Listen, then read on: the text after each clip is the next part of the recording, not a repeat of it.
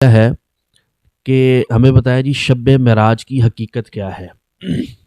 شب معراج کی رات کو عبادت کے بارے میں کیا حکم ہے شریعت کا، اسی طرح اس کے روزے کا کیا حکم ہے، اور اس کی تاریخ کے بارے میں کیا حکم ہے، کس تاریخ کو شب معراج ہوئی۔ تو اس بات کو سمجھے کہ شب معراج کی تاریخ کے بارے میں کسی کو صحیح یقینی علم نہیں ہے کہ کس تاریخ کو ہے۔ کہ عبداللہ ابن عمر فرماتے ہیں کہ جب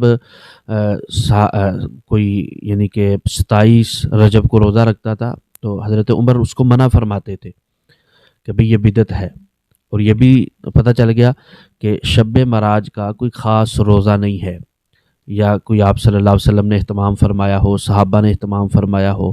آپ صلی اللہ علیہ وسلم کی زندگی میں کتنی مرتبہ آیا، صحابہ کرام کی زندگی میں کتنی مرتبہ آیا۔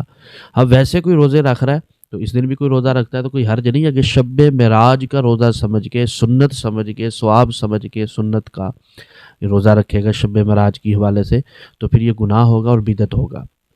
ویسے اگر کوئی روزہ رکھے جیسے پہلے بھی کوئی رکھ رہا ہے تو رکھنا جائز ہے، کسی قسم کا کوئی حرج نہیں ہے۔ اور اس کی رات کی عبادت کے حوالے سے کیا ہے، نہ تو صحابہ کرام میں سے کسی نے اس رات میں عبادت کی ہے، نہ ہی آپ صلی اللہ تعالیٰ علیہ وسلم نے اس رات میں کوئی عبادت کی ہے۔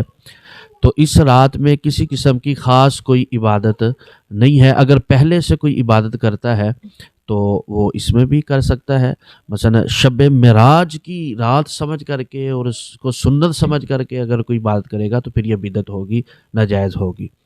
تو اس لیے شب معراج کی تاریخ بھی یقینی طور پر علم نہیں ہے، اس کی کوئی خاص عبادت بھی نہیں ہے، اس کا کوئی خاص روزہ بھی نہیں ہے۔ اللہ تعالیٰ عمل کی توفیق عطا فرمائے۔